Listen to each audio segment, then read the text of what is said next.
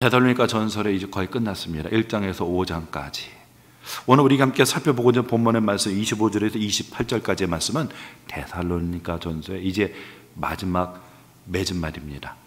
여러분, 데살로니가 전서는 어떤 의도로 바울이 보낸 편지일까? 성도들을 세워주기 위함이 있어요. 이걸 목양편지다 그래요. 목양편지다. 왜 목양편지죠? 데살로니가 교회는 특수한 상황 속에 놓여 있는 교회였죠. 짧은 선교 기간에 세워졌어요. 사실 한 교회를 세워나갈 때 최소한 2년 동안 지도자가 함께 해야지 여러분 어떤 열매를 볼 수가 있는데, 짧게는 3개월, 좀 길게는 6개월 이내밖에 안 됩니다. 바울이 쫓겨날 수밖에 없었죠. 유대인들이 시기해가지고 저자에 있는 불량배들을 끌고 와가지고 교회를 뒤집어 놨지 않습니까? 그래서 할 수 없이 바울이 데살로니가 지역을, 데살로니가 교회를 떠날 수밖에 없었어요. 그러다 보니 남아있는 성도들이 그곳에서 유대인들과 또 여러 주변에 있는 이 지인과 친척들과 사람들에게 지금 심한 핍박을 받고 있어서 저들의 믿음이 온전히 설 수 있을까, 믿음에서 파산하지는 않았을까라고 하는 염려 속에 디모데를 보냈는데, 디모데가 아주 좋은 소식을 가져왔죠. 선생님 걱정하지 마십시오. 믿음 안에 굳건히 서 있을 뿐만 아니라 선생님이 그렇게 야반 도주했다고 선생님에 대한 원망과 불평이 낸 게 아니라 오히려 선생님께 감사하고 선생님의 얼굴을 보기를 원한다고 합니다. 이 말을 듣고 바울이 이제야 내가 살겠노라 하면서 이 교회에 필요한 말씀, 특히 뭡니까? 바로 하나님 앞에 합당한 삶이 어떤 삶인가, 그 점에 대해서 아주 구체적으로 바울이 권면을 한 말씀이 바로 데살로니가 전서입니다. 그래서 이 데살로니가 전서의 말씀은 목양편지다. 데살로니가 성도들의, 연약한 성도들을 칭찬하고 격려하고 그들을 부족한 것을 세워주기 위한 그런 목양의 편지로 쓰여진 것이 데살로니가 전서의 말씀이죠. 오늘 우리가 함께 살펴본 본문의 말씀은 이 편지의 마지막입니다. 데살로니가의 막을 내리면서 바울은 이렇게 권면을 하죠. 25절에 보니 형제들아 우리를 위하여 기도하라. 우리를 위해서 기도하라면 누구를 위해서 기도해달라는 겁니까? 여기서 우리는 누구입니까? 바울을 포함한 선교 일인들을 가리키겠죠. 1장 1절에 소개하고 있는 바울과 그리고 실라와 디모데죠. 이 세 사람이 짝을 이뤄가지고 지금 선교를 하고 있지 않습니까? 우리를 위해서 기도해달라는 겁니다. 여러분, 데살로니가 교회 성도는 어떤 성도들입니까? 이들은 선교 기간이 매우 짧은 성도들이에요. 지금으로 말한다면 초신자 중에 초신자입니다. 1년도 안 됐어요. 많은 것이 부족한 교회입니다. 그리고 바울은 어떤 사람이죠? 2장에 보면 바울을 자기 자신을 뭐죠? 유순한 유모와 같이 아버지가 자기 자녀를 대하듯이, 바울은 데살로니가 성도들에게 어떤 입장이냐면 권위자적인 입장입니다. 유모와 같은, 아버지와 같은, 결론은 뭐죠? 부모와 같은 존재예요. 그리고 데살로니가 성도들은 자식과 자녀과 같은 부자간이란 말입니다. 그렇다면 누가 도움을 받고 누가 도움을 줘야 되는 거죠? 여러분, 바로 바울이 도움을 줘야 되겠죠. 여러분, 우리가 1장에서 보면 사도 바울이 참 기도 많이 합니다. 1장 3절에 보면 내가 하나님께 감사하면서 너희들을 항상 기도한다라고 말하고 있고, 3장에도 보면은 첫 번째 세 가지 제목으로 기도하죠. 너희들에게 속히 갈 길을 열어달라고 기도하고, 서로 사랑을 많이 행하라고 기도하고, 그리스도가 오실 때 너희들이 거룩해지기를 원한다고 세 가지를 기도했죠. 그리고 오늘 마지막에도 여러분, 바울은요 23절 24절 두 번째 기도합니다. 두 번째 기도는 첫 번째 기도의 세 번째 기도를 좀 더 강화한 기도입니다. 평강의 하나님이 친히 너희를 온전히 거룩하게 하시고 또 너희의 온 영과 혼과 몸이 우리 주 예수 그리스도께서 강림하실 때 흠없게 보존되기를 원하노라 했어요. 바울의 간절한 소망은 거룩입니다. 너희들이 거룩해서 하나님이 재림할, 주님이 성도들과 강림하는 그날에 하나님 앞에 평강 가운데 나타나도록 거룩을 위해서 바울이 간절히 기도했죠. 더군다나 바울은 뭐라고 말합니까? 여러분, 5장 16, 17절에 보니 항상 기뻐하라, 쉬지 말고 기도하라, 범사에 감사하라. 뭐라고요? 쉬지 말고 기도하라 했어요. 어떻게 하면 기도에 대해서, 기도의 모범에 대해서, 기도의 방법에 대해서 권면할 위치에 있는 사람이 오늘 성도들에게, 그것도 초신자에 불과한 데살로니가 성도들에게 우리를 위하여 기도해달라 했어요. 신앙에 독불 장군이 없어요, 여러분. 우리가 신앙이 오랜 시간이 연주가 되면 누군가가 도움을 받는 걸 부끄러워하는데, 여러분 신앙에는 독불 장군이 없습니다. 스스로 자립된 신앙인은 없어요. 이 세상에 그 어떤 영적으로 타고난 하나님의 종이라 할지라도 독불 장군식의 여러분 신앙인은 없습니다. 자립된 신앙인은 없습니다. 바울의 고백처럼 나의 나 된 것, 우리가 된 건 뭐죠? 하나님의 은혜입니다. 우리가 하루하루 하나님의 은혜로 살아가는 자들이에요. 하나님의 도움이 없이는 살아갈 수가 없는 자입니다. 오직 자존하신 분은 하나님밖에 없어요. 나는 스스로 있는 자니라. 우리 모두는 여러분 자존한 자들이 아닙니다. 우리는 태어날 때부터 부모의 도움이 없이는 살아갈 수 있는, 여러분 짐승들 중에서 부모의 도움이 없이 살아갈 수 있는 존재는 우리 인간이 부모의 도움이 없이는 살 수 없는 게 인간입니다. 인간에 태어날 때요, 다른 짐승들 보십시오. 소나 여러 가지 말룩, 얼룩소나 이런 태어나자마자 낳자마자 좀 삐뚤삐뚤하다가 서요. 그리고 젖을 빨아요. 근데 인간은 어떻습니까? 태어날 때 그냥 내버려두면 죽습니다. 백발백중 다 죽습니다. 인간은 돌봄을 받아야 돼요. 오랜 시간의 부모의 정성으로 돌봄과 그런 희생을 받아야 인간은 성장할 수 있는 게 인간이거든요. 신앙의 영역도 그렇습니다, 여러분. 오늘 사도 바울은 데살로니가 전서에서 유일하게 우리를 위해서 기도하자는 게 아니고요, 곳곳마다 바울은요 기도에 대한 부탁을 참 많이 하는 사람입니다. 로마서에 보면 로마 교회를 향해서 15장 30절에 이렇게 말합니다. 형제들아, 내가 우리 주 예수 그리스도와 성령의 사랑으로 말미암아 너희를 권하노니 너의 기도에 나와 힘을 같이 하여 나를 위하여 하나님께 빌어 나로 유대에서 순종하지 아니한 자들로부터 건짐을 받게 하고 또 예루살렘에 대하여 내가 섬기는 일을 성도들이 받을 만하게 하고 나로 하나님의 뜻을 따라 기쁨으로 너희에게 나아가 너희와 함께 편히 쉬게 하라. 평강의 하나님께서 너희 모든 사람과 함께 계실지어다. 로마 성도들 기도를 부탁해요. 어떤 기도입니까? 내가 유대에 갔을 때에 순종하지 않는 자들에게 핍박을 받죠. 거기서 건짐을 받게 해달라고. 각 지역에서 선교 후원금을 받아서 예루살렘의 어려운 성도들을 도우려고 하는 이 구제 헌금이 가지고 왔는데, 그 성도들이 이방인들이 준 돈이라고 해가지고 거부할 수가 있어요. 더럽다고. 그런데 이 구제 헌금이 그들에게 받을 만하게 해달라고, 기도해달라고 부탁합니다.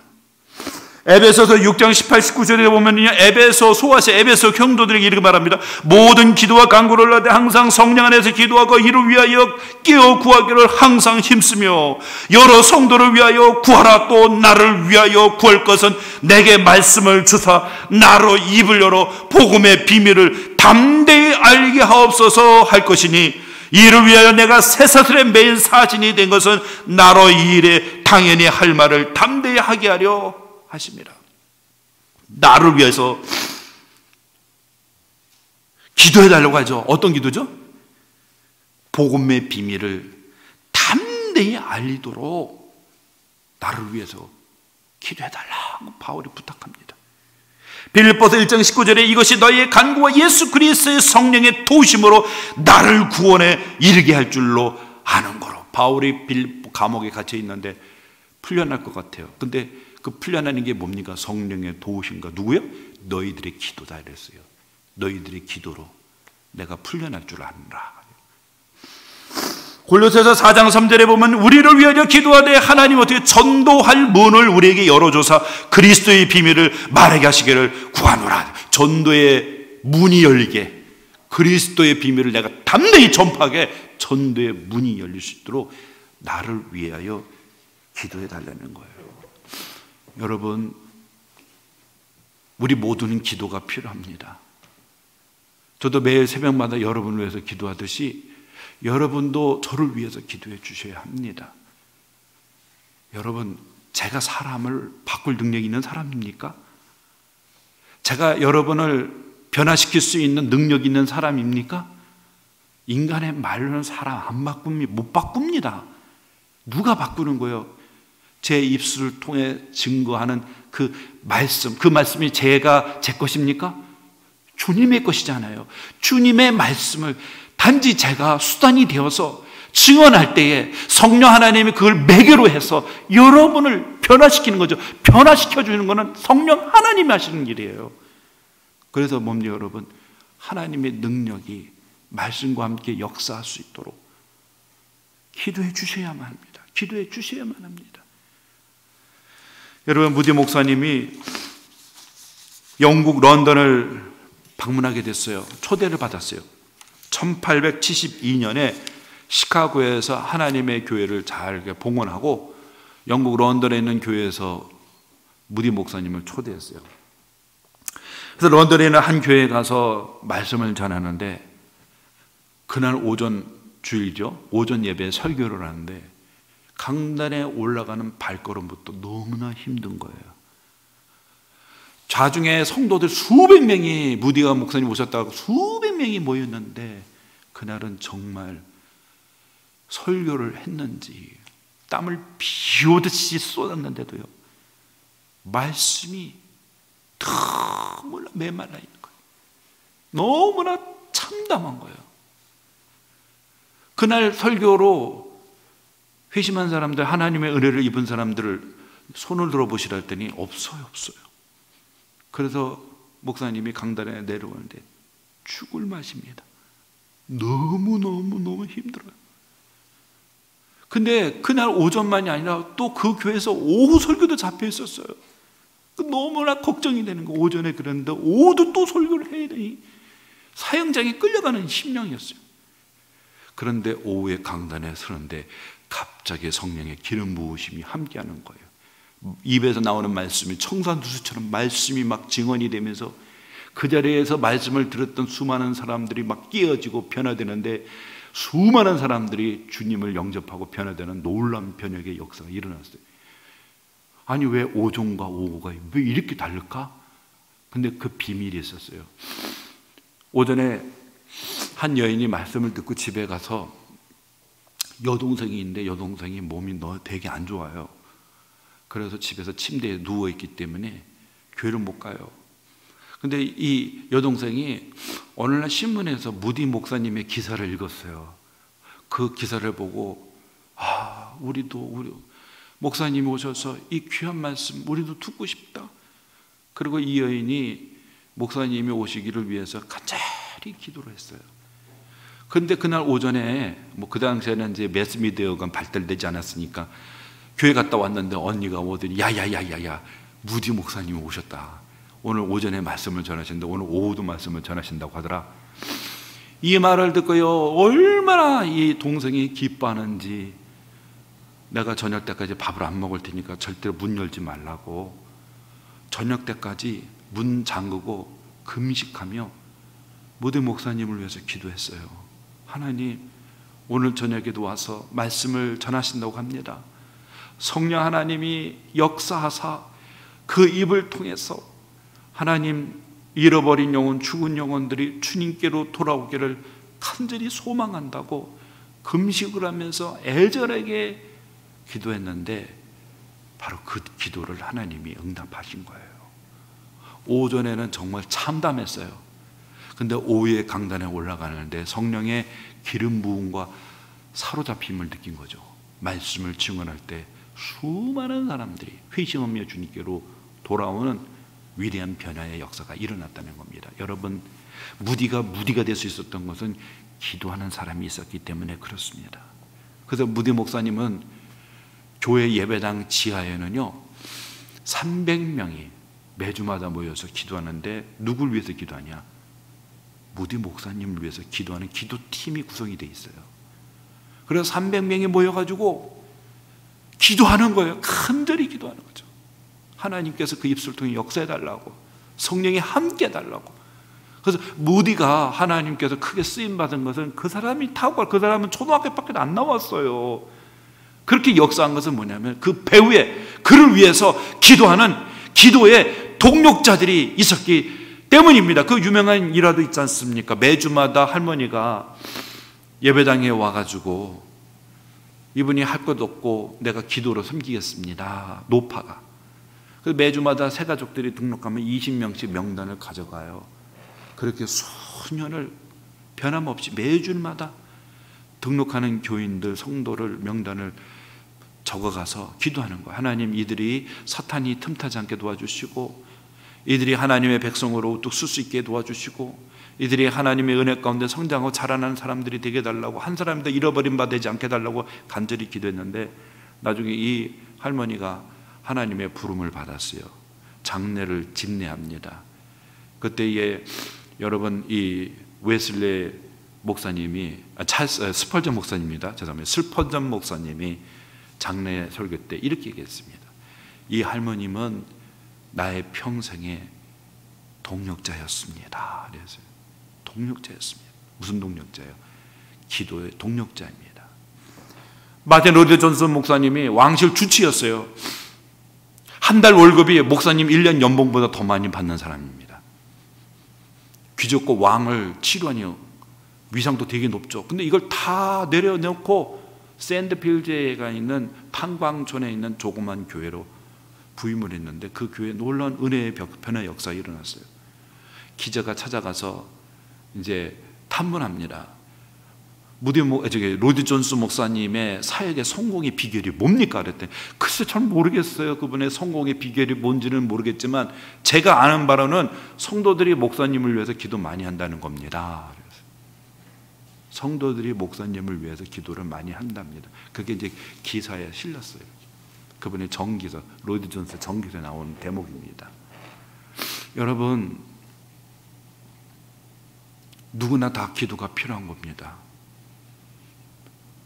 여러분, 기도는, 중보의 기도는 우리의 이기적인 성향을 바꿉니다. 우리는 대체로 기도하면 자신을 중심으로 한 기도에 매몰될 때가 있어요. 그래서 기도조차도 이기적으로 변할 때가 있습니다. 그러나 중보의 기도 속에서 우리가 타인에 대해서 관심을 기울이고 주님이 말씀하신 영혼을 사랑하는 그 사랑의 마음을 품을 수가 있는 거예요. 그래서 기도는 나 자신보다는, 여러분, 내 주변에 있는 사람들을 위해서 기도하시면요, 하나님은 우리의 필요를 아십니다. 우리의 필요를 넉넉히 채워주시는 하나님이신 줄로 믿습니다. 여러분, 고아의 아버지 조지 물러 목사님이 있었던 실화예요. 이분이 이제 독일 분이신데 영국에 가서, 옛날에는 고아원을 만약에 세우면요, 지금도 우리나라도 막 그렇지만 장애인 기구 세우면 동네 사람들이 되게 싫어해요. 뭐 지금은 땅값이 막 떨어진다, 뭐 아파트 값이 떨어진다 그래서 장애인 단체 기구 하나 들어오면 막 동네가 난리 나잖아요. 그런데 하나님의 은혜 가운데서 여러 사람들이 기부를 해가지고 고아원을 지었습니다. 그리고 많게 3,000명이 모였어요. 최초로 영국의 고아원입니다. 그런데 어느 날 영국이 북쪽에 있어서 날씨가 무척 춥지 않습니까? 보일러가 고장이 났어요. 보일러가 그 추운 날씨에 그 어린 3,000명이 얼어 죽을 판입니다. 큰일 났어요. 같이 섬기던 사람들이 물론 목사 큰일 났어요. 보일러가 고장 났어요. 이거 언제쯤이면 고쳐집니까? 열흘 이상 지나야 된다는 거예요. 그럼 열흘이면 이 강추위에 애들 다 얼어 죽습니다. 그 조그만 어린 아이들. 근데 무디 목사님은 성경책을 옆에 끼고 홀로 산에 가서 말씀을 피고 말씀을 읽고 무릎을 꿇고 하나님 앞에 간절하게 기도합니다. 하나님, 이 아이는 내 아이가 아니라 하나님의 자녀들입니다. 나는 이 아이를 맡아서 돌보는 총매에 불과한 자입니다. 이 강추위에 이대로 간다면 모두 다 얼어 죽을 텐데, 하나님, 보일러가 고쳐질 때까지 열흘 동안 날씨를 조정해 주셔서 이 추위에서 아이들이 얼어 죽지 않도록 하나님 은혜를 허락해 달라고 기도했는데 갑자기요 다음날 날씨가 바뀌어갖고 동풍에 따뜻한 바람이 불어가지고요 열흘 동안 날씨가 포근해진 거예요. 그래서 열흘 후에 보일러를 고쳤어요. 그리고 나서 강추위가 온 겁니다. 이처럼 여러분, 사랑이 담겨져 있는 기도에는 역사하는 힘이 큽니다. 여러분, 오늘 바울이 말합니다. 초신자예요. 아버지와 엄마 같은 사람이 바울인데 바울이 말합니다. 우리를 위해 기도해 달라고. 로마의 교회도, 에베소에 있는 교회도, 골로새에 있는 교회도, 고린도에 있는 교회도 바울이 기도를 부탁합니다. 우리를 위해서 기도해 달라. 전도의 문이 열릴 수 있도록 악한 자로부터 우리를 건져달라고, 우리를 위해서 기도해달라. 바울이. 여러분, 우리가 이 기도에 대한 믿음을 갖고 이제 새벽에 함께 하시는 줄로 믿는데, 여러분 새벽부터 함께 나와서 기도합시다. 우리 권사님 오늘 기도 가운데 아시다시피 이 나라가 이렇게 혼란합니다. 지금 무정부 상태가 됐어요. 지금요. 예. 지금 칼바를 잃었습니다. 여러분, 기도해야 됩니다. 이 나라가 질서가 잡히도록 기도해야 됩니다. 이 때가 기도할 때가 아니겠습니까? 두 번째로 여러분 26절에 거룩하게 입맞춤으로 모든 형제에게 문안하라라고 말하고 있습니다.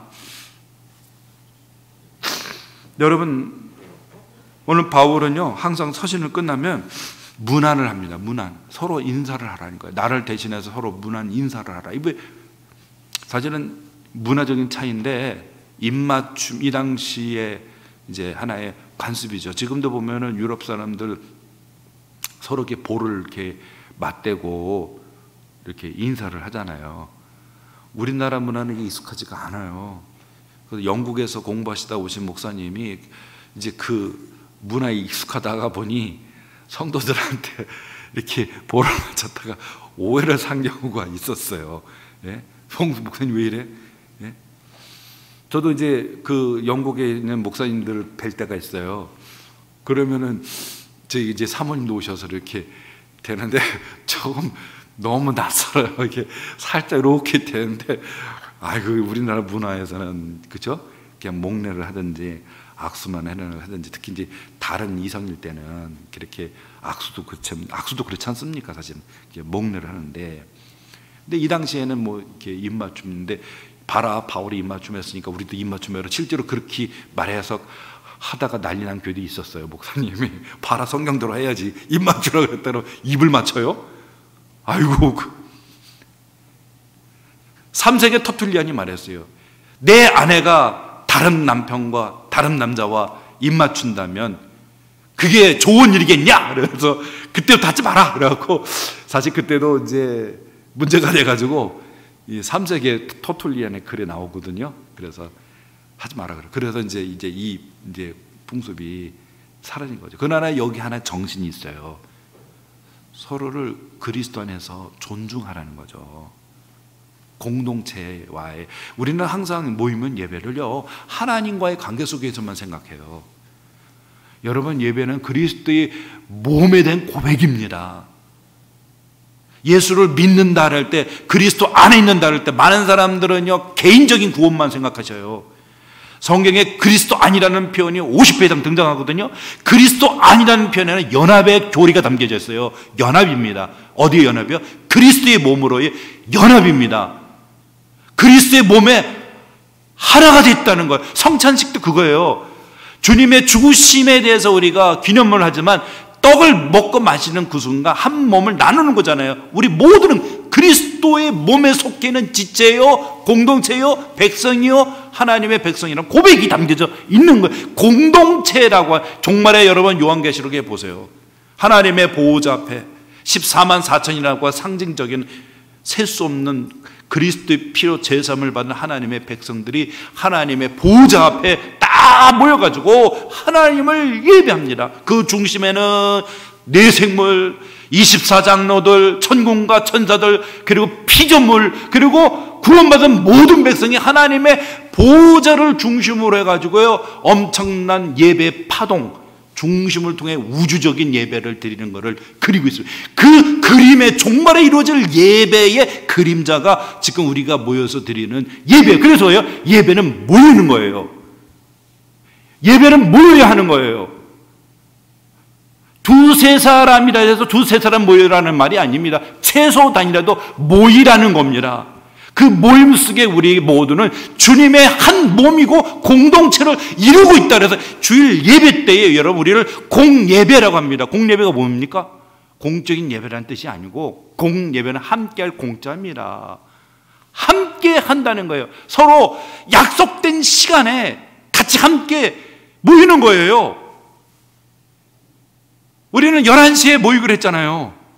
11시에 우리가 다 함께 회집하는 거예요. 서로 약속된 시간에 모이는 건데, 여러분 우리가 한 곳에 다 같이 모일 수 없잖아요. 우리는 시간과 공간의 제한을 받고 있는 사람들이기 때문에 지역마다 나누어져 있는 그 교회를 중심으로, 우리가 소속되는 그 교회를 중심으로 성도들은 어떻습니까? 종말론적인 예배를 바라보면서 우리가 다 함께 한 자리에 모여야 하는 거. 오후도 마찬가지예요. 오후도 함께 모일 수 있는 사람들은 시간을 그냥 하루 주일날은 2번 우리가 함께 약속해서 같이 모이는 거. 공공의 예배로 함께 모이는 거예요. 사실은 전에도 우리가 이제 1, 2부로 나누지만 이거는 좀 현대 편리로 우리가 만든 거거든요. 슬라이스를 자른 거거든요. 근데 이제 봉사하시는 분들이 있다 보니까 그분들이 예배를 못 드리는데, 근데 많은 분들이 모여서 찬양하고 기도하고 말씀 듣고 축도구하고 헌금하고 축도하고 끝, 이걸로만 생각하는데, 모임의 종말론적인 하나님의 하나의 몸, 그리스도로 말미암아 그리스도가 머리가 되고 그분의 몸이 된 우리 모든 지체들이 한 성령을 마시고 한 몸으로서 우리가 같이 함께 모이는 종말론적인 예배의 그림자로 우리가 모이라는 겁니다. 하나님이 명령했잖아요. 히브리서에도 모이기를 피하는 어떤 사람들과 습관처럼 하지 말고 모이기를 뭐라고요? 힘쓰라라고 말을 하잖아요. 모여야 하는 거예요. 모여야 하는 거예요. 그래서 어떻습니까, 여러분? 하나님을 예배하고 오늘 입맞춘다는 것은 뭐냐면 서로 간의 성도들 간의 사랑의 교제를 뜻하는 거예요. 우리는 모두가 하나님의 백성이고 남자와 여자로 성이 구별됐지만 주님 말씀하셨죠. 마지막 때는 천사와 같다고 했어요. 남자와 여자는 성이 없고 천사와 같은 방불한 몸을 갖게 될 겁니다. 하나님의 백성으로서 우리가 서로 함께 나누고 교제하고, 그래서 예배 끝나고요 그냥 가지 마시고요 식사하고 가세요. 전에 그런 말들 제가 많이 들었어요. 코로나 때 우리 식사할 수 없었잖아요. 그래서 예배만 드리고, 그것도 뭡니까? 서로 다 이렇게 떨어져 가지고 예배만 드렸다가 이제 마스크 쓰고 찬양도 서로 소곤소곤하고 그렇게 우리가 몇 년을 지냈잖아요. 밥도 못하고. 그 다음에 어쩌면 정말 영적으로 들어야지 메마른 느낌이 들잖아요. 그렇죠? 그러니까 함께 예배 끝나고 식사를 나누는 것이 얼마나 참 즐거웠던 시간이었는가. 사람들이 다 그걸 그리워하는 거예요. 예? 우리 예수님도 보시면요, 예수님 참 많이 잡수셨어요. 예수님은 초대받는 곳에 가셔서 함께 잡수셨어요. 우리가 끝나고 그냥 하지 마시고, 여러분 4층에 모여서 식사를 할 때 아는 분들만 끼리 잡수시지 말고, 새로 오신 분들이 있으면 얼른 자리를 내어드리시면 같이 밥 먹읍시다. 같이 밥 먹으면서 식사를 나눌 때 서로 간에 어떻게 마음의 신뢰가 쌓여가는 거지 않습니까? 서로 신뢰가 쌓일 때 사랑이 쌓이고 사랑이 싹틀 때 서로를 우리가 지체로 돌아볼 수가 있는 거잖아요. 우리는 인간입니다. 사람입니다, 여러분.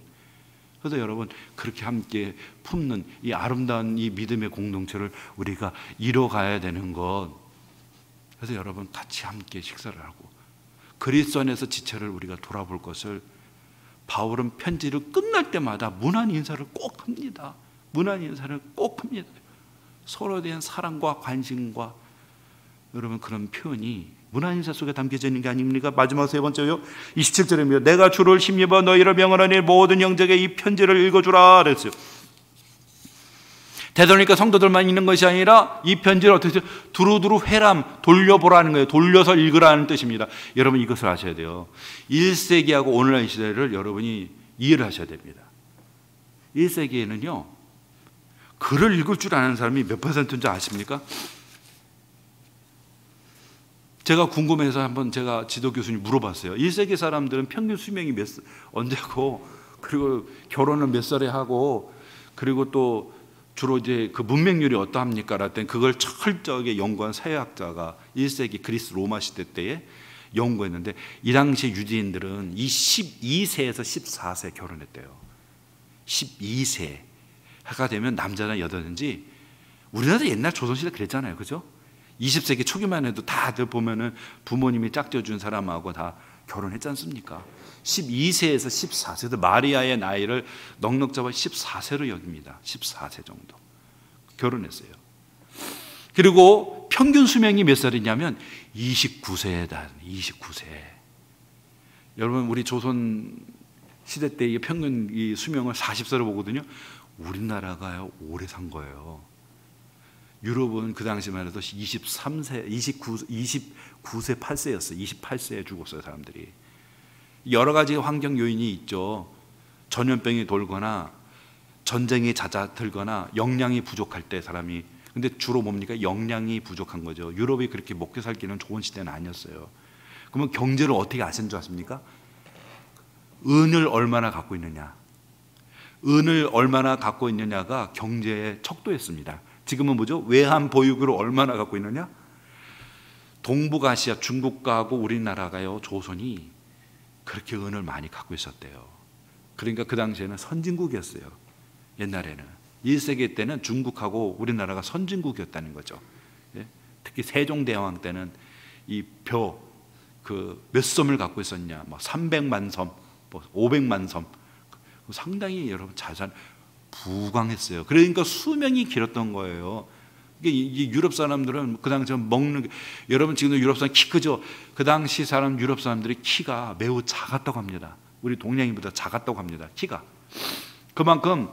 그래서 키가 작으니까 이 사람들이 전쟁할 때 뭡니까? 자기가 키 큰 걸 보이려고 로마 병사들 머리에다가 뭡니까? 빗자루 하나씩 꼽아 놓잖아요. 빗자루 머리에다가 왜 꼽아 놓은 줄 아십니까? 상대방에게 나 키가 큰 거를 보여주려고. 이거 그래서 여러분 선종 우리 손수정 우리나라 마라톤 선수 손기정 선수 있잖아요. 그때 옛날 그리스 그 투구 받았지 않습니까? 그 투구를 보면 그 당시에 머리 두상을 볼 수 있는데 되게 왜소해요. 지금 뭐 영화에 뭐 300 해가지고 막 근육질의 남자 하나 와서 페르시아 대군의 수만 명을 막 쓰러뜨리고 막 근육이 막 살아 움직이고 있는데 그게 아니에요. 되게 왜소해요. 동양인보다 더 왜소했어요. 머리 두상이 되게 작아요. 그 투구만 보면은 못 쓴대요.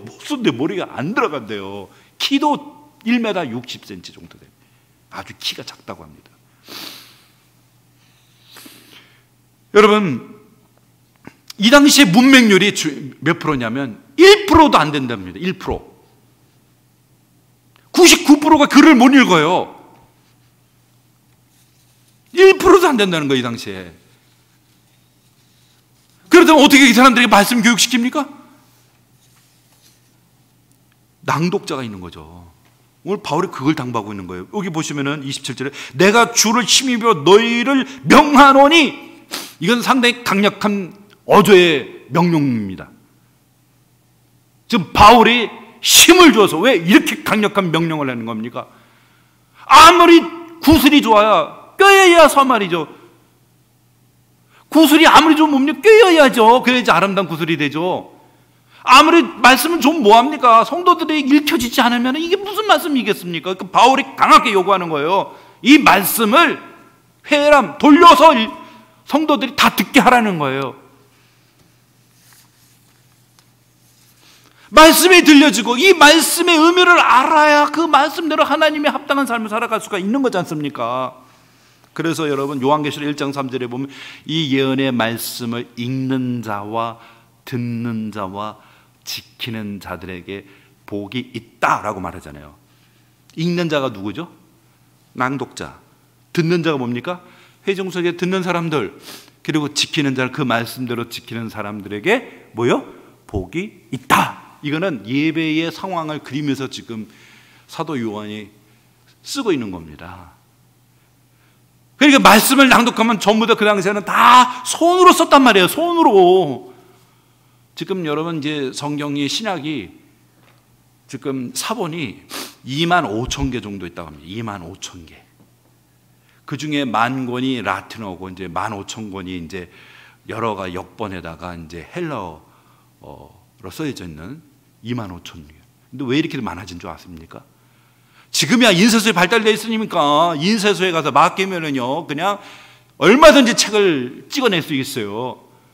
하지만 이 당시에는 인쇄술이 없어요. 다 손으로 다 쓰는 거지 않습니까? 말씀을 읽어주면은 그 말씀을 앉아가지고 그 당시에 무슨 조명이 지금 우리 교회도 지금 조금 어두워요. 천장이 불이 다 등이 많이 죽었어요. 예? 아이고 옛날에는 이것도 어마어마하게 좋은 환경이죠. 다 옛날 경험해 보셨잖아요. 호롱불 다 경험하셨죠? 호롱불 그렇죠? 예. 그 밑에서 숙제하고 그랬지 않습니까? 예, 바느질 하시고. 여러분 그런 정말 저녁이 되면요 그것도 조금 생활이 나은 사람들이나 그런 불을 키우지 대부분이 저녁만 해가 뜸치면 다 자라고 하잖아요 지금. 근데 그 저녁에 호롱불 켜놓고 그거를 여러분 읽는 거를 밭 밑에서 그걸 막 적어요. 또 혹은 보면서 또 필사해요. 삐뚤빼뚤 하겠죠. 예? 어디 보면 사본에는 띄어쓰기도 안 돼서 이렇게 붙어 있어요 쭉. 예? 그러다가 거기다가 은혜가 되면 거기다가 또 이제 은혜로운 말씀에 대해 표시를 해요. 그러다 보면 지금 우리들을 보면 이게 어디지? 어디까지가 하나의 말씀이가 아니지? 이게 우리들에게는 구분이 안 되는 거예요. 그리고 혹독한 박해 시간입니다. 박해. 성경책만 보여봐요. 다 불태워버리죠. 죽죠. 혹독한 박해에 이 진리의 말씀이 오늘날 우리에게 이렇게 보존돼서 전수가 됐다는 것 자체는 기적이고 은혜입니다. 혹독한 박해 속에서 가가호고 수색해가지고 책이 나와봐요. 그냥 다 불태워버리는데 여러분 중국이 옛날에 문화혁명이라고 가지고 모태똥이가 여러분 어떻습니까? 다 책을 불태우고 막 그랬었잖아요. 옛날에 진시 왕자는 뭡니까 뭐 분서갱류 아시죠? 분서갱류 해가지고 예? 책 다 불태워버리고 선비들 다 매장시켰잖아요. 분서갱류하고 조금이라도 진시 왕자에 대해서 뒤에서 안 좋은 소리만 했다 그러면 그냥 다 잡아다가 땅 파다가 다 매장시켜 놓고 다 그냥 책들도 다 불태워버리고 막 그랬잖아요. 그 유산들 아름다운 옛날 유산들 다 사라지는 거예요. 다 사라지는 거죠. 여러분 그런 혹독한 박해 속에서 이렇게 성경이 살아난 것만으로 대단한 거죠. 그것도 25,000권이 사본이 있다는 그 자체는 기적이고 은혜죠. 근데 진짜 우리 후배들은 보면은 어디까지가 말씀이고 어디까지 선배님이 깨달아서 은혜 받아 쓰시지 말씀이시 이게 구분할 수 없지만 많은 학자를 연구를 해가지고 지금 거기다 다 복원했어요. 성경 크게 우리 신앙에 뭐 영향을 미칠 만한 건 없습니다. 다 복원했습니다. 그리고 우리가 복원한 이 말씀을 우리가 받아서 그 말씀을 번역해서 우리가 이렇게 나눌 수가 있는 거죠. 그래서 바울이 뭐죠? 회람하라. 말씀을 돌려서 너 혼자만이 아니라 모든 성도들이 이 말씀을 다 들려줄 수 있도록 모든 형제에게 이 편지를 읽어주라라고 말했어요. 말씀은 읽혀져야 되고 들려져야 돼요. 로마서 10장 17절 뭡니까? 믿음은 들음에서 나며 들음은 하나님의 그리스도의 말씀으로 말미암는다라고 말했어요. 이 데살로니가 성도들 바울이 가서 복음을 전할 때 이 말씀이 들을 때에 사람의 말이 아니라 하나님의 말씀을 받았을 때 그들 가운데 성령이 역사하셔서 하나님의 교회가 세워진 것이 아니었습니까? 여러분 느헤미야서 8장에 보면은 수무락 광장의 부흥회를 소개합니다.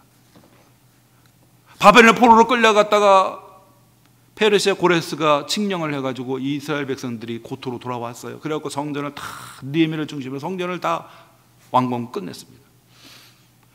성전을 다 완공하고 끝나자마자요 7월 달에 딱 됐는데 사람들이 삼삼오오 수문 앞으로 사람들이 모이기 시작하는 거예요. 한마음이 되고 사람들이 어린아이들부터 어른에 이르기까지 노인부터 어린아이들까지 글을 읽고 이해할 줄 아는 사람들이 전부 수문학 광장에 일제히 한마음이 되고 모여가지고 거기서 시위를 벌이는 거예요. 학사 에스라에게 율법적 들려달라고, 말씀을 들려달라고 시위를 하는 거예요. 그리고 에스라가 나무로 강단을 딱 만들어가지고 좌우편에 레위 사람들, 말씀에 대해서 조예가 있는 사람들 좌우편의 자리에 딱 앉힌 후에 새벽부터 정오에 이르기까지 6시간을 성경을 낭독합니다. 그때 수많은 하나님의 말씀을 갈급한 노인으로부터 어린아이, 이해를 할 수 있는 어린아이들까지 다 그 자리에 모여가지고 에스라가 말씀을 탁 펼치니까 그 자리에서 일찍 다 일어나는 거예요. 말씀에 대한 그 경외감. 여러분, 진리는요, 하나님 말씀을 경외하는 자에게 들립니다. 하나님의 말씀을 우습게 가볍게 여기는 사람들은 말씀이 안 들려요. 그 사람들은 이미 준비가 됐어요. 영혼의 갈급함이 있는 거예요. 진리에 대한 갈급함이 있었어요. 성경을 탁 펼치니까 모두 일찍 다 일어나가지고 그 자리에서 경배를 합니다. 그리고 에스라가 말씀을 선포하죠. 그리고 좌우에 있던 레위 사람들이 돌면서 그 말씀이 어떤 의미인지를 사람들에게 깨닫게 합니다. 폭발적인 놀라운 역사가 일어나요. 사람들이 대성통곡하면서 막 가슴을 쳐면서 막 죄를 막 회개하는 거예요. 근데 그날은 성수 주일날이거든요.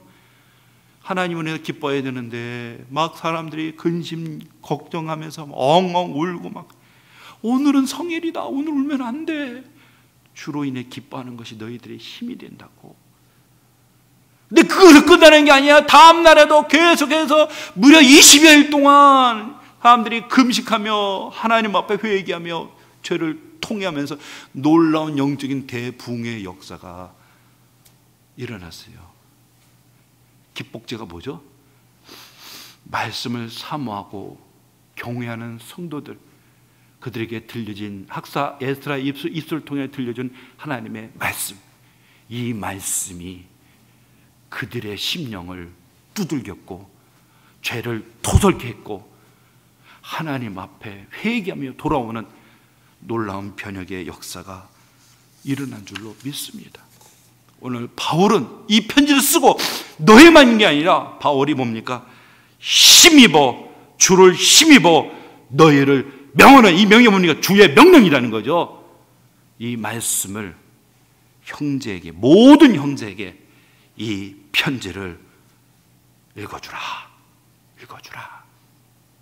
여러분, 이 말씀을 우리만이 아니라 우리의 자녀들에게 들려주는 저와 여러분이 되기를 소망합니다. 아침에 새벽에 우리 집사님이 자녀들을 데리고, 조그만 아이들을 데리고, 참 감사해요. 예배 시간에 떠들지도 않고 앉아서 같이 하는 그 모습 속에서 아이들은 말씀으로나 행동으로 듣고 배우는 겁니다. 우리 부모님이 하나님을 경외하는구나, 하나님을 우리는 예배해야 되는구나. 저도 어릴 때 그렇게 부모님께 배웠어요. 예수 처음 믿고 어머니 손을 잡고 부흥회라면 어느 곳이든지 찾아가는 거예요.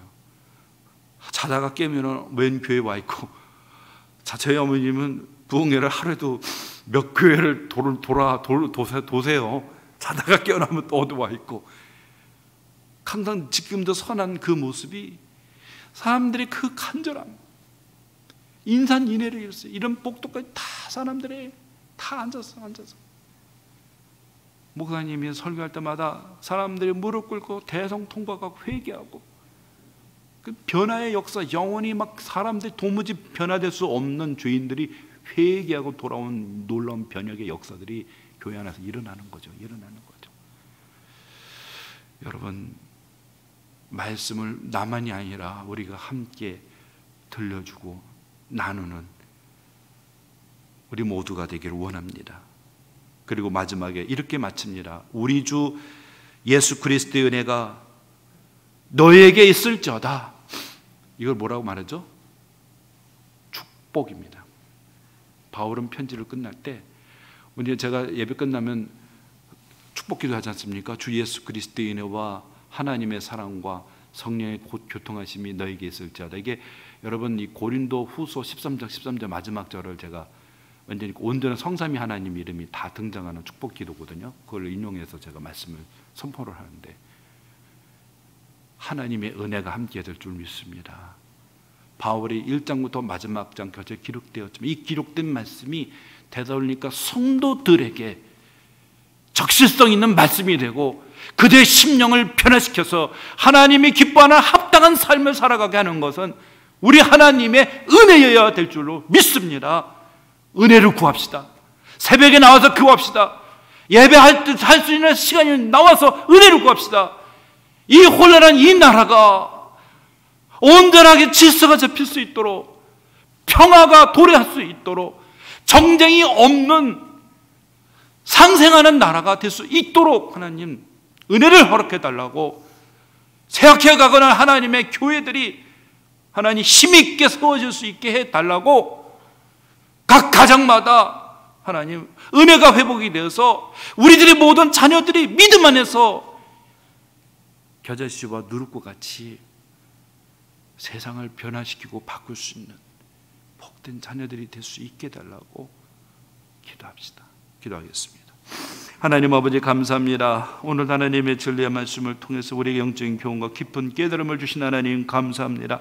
오늘 사도 바울의 편지의 말미에 우리를 위해서 기도해 달라, 문안해 달라, 말씀을 돌려서 모든 형제에게 들려주라, 하나님의 은혜가 함께해야 된다고 오늘 이 말씀을 통해서 우리에게 많은 영적인 교훈과 도전을 주신 하나님 감사합니다.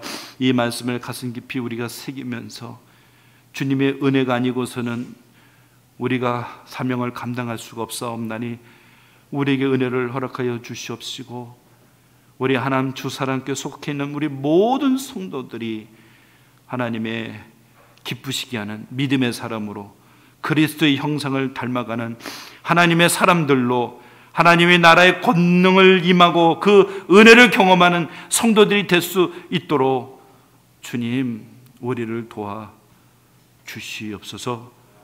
감사하고 예수 그리스도 이름으로 간절히 기도드리옵나이다. 아멘.